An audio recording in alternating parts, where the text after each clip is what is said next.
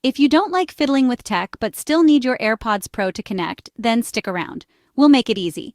First, make sure your AirPods Pro are charged. Pop them in the case and check the light. Green means go, amber means wait a bit. Next, check your Android's Bluetooth. Swipe down, hold the Bluetooth icon and make sure it's on.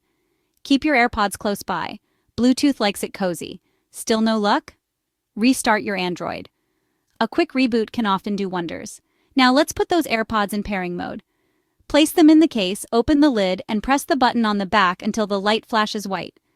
That's pairing mode, folks. On your Android, head to Settings. Connected Devices. Bluetooth. Tap Pair New Device and select AirPods Pro from the list. Confirm the pairing and you're good to go. Still struggling?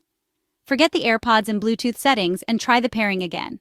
Or, reset them by holding the case button until the light flashes amber, then white. Clean your AirPods and update your Android. Test with another Bluetooth device to rule out other issues.